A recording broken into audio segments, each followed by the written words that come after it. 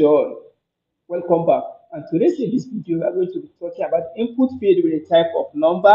And this is one of the things we'll be using most, apart from the input field with type of text, input field with type of password, and input field with type of email. One of the very important input field is the one with the type of number because we definitely want to collect some users' information that require numbers, maybe probably the user's age, users' um, number of children, number of anything. As far as it is number, you need to specify that this type should be equal to number. So let's add another input under here that says input probably.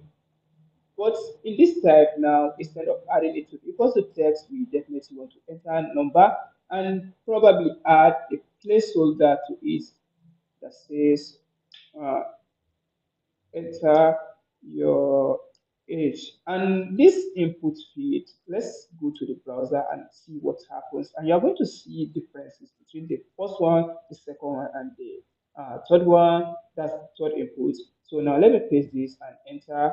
You probably want to see the input field here. As soon as I hover, you can see this up and down arrow where I can start adding numbers without even typing in there. And then I can start reducing the input field. This is because we specify from our HTML that the type of this input should be number. So I can enter any amount of number I want here, and then I can just probably increase or reduce from here. So the reason why this is big is because I make my screen, I can reduce it, but I want it to be big so you can see exactly what I mean. You can see probably this uh, let me say up arrow and the bottom arrow to increase and decrease the numbers that are inside the input field. Another thing, let me say another attribute that this input field can accept is the max and minimum number. So I can just say the minimum number should be equal to 2, and then probably the max number should be equal to 30. So you don't want input people to probably maybe you want people to register and then but you just want to let me say one. So you definitely want to like submit from here.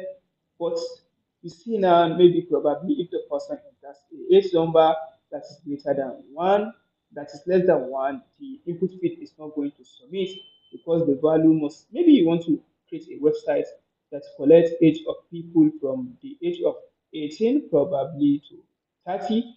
So, and you definitely want to specify from the HTML that, okay, the person that are going to be entering, let me say that are going to be registering for this website must be it's of above 18, from 18 to 30 years old. So if someone come here and enter 15 and is going to, after clicking on the submit, the person is going to be notified that value must be greater than or equals to 18.